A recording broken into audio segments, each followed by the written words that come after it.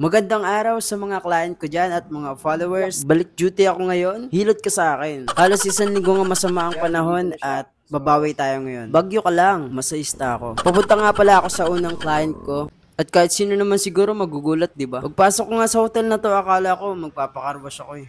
Wala nga pala akong kotse. Wala pa. Grabe, parang nasa car show ako. Ito talaga yung literal na kapag natulog ka biyaheng langit. Pero syempre, hindi ka pwedeng matulog kapag magdadrive, di ba? Kung mahilig ka sa kotse, mag-enjoy ka sa room na to. Napaka-solid, grabe. At meron din sila ditong jacuzzi. At feeling ko mag-enjoy ka talaga dito kahit mag-isa ka. Naghahanap ako ng susunod na client. So, sa mga plano magpabook dyan, PM nyo lang ako. Ayan. Kung nakikita nyo, naglalakad ako sa labas. Ayan. Medyo delikado din kasi. Pero, pupunta ako doon.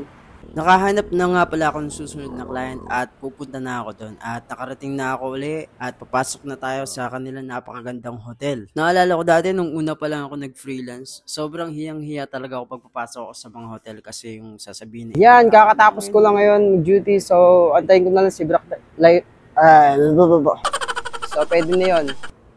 Dalawang client ngayong Sunday, so inaantay ko na nga pala sa oras na yun si Black Rider kasi uwi na kami. Sa mga nagme-message po sa akin, pasensya na po kung hindi ko po nakikita yung ibang messages nyo kasi natatabunan na po sa sobrang dami. At kumita nga pala ako ng 4,000 sa dalawang client. Sa next duty.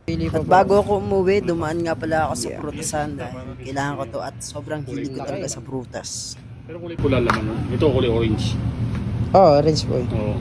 Sige, si kuya kasi nagpapatawa kaya nang pabili tuloy ako eh. Yan, maraming salamat po dahil sinayang ko na naman ang oras nyo. Kita-kits tayo. Maraming salamat sa mga followers ko dyan. At pakashare na lang ang video na to kung interesado kayo sa mga ganitong topic. Paalam. Hilot ka sa akin.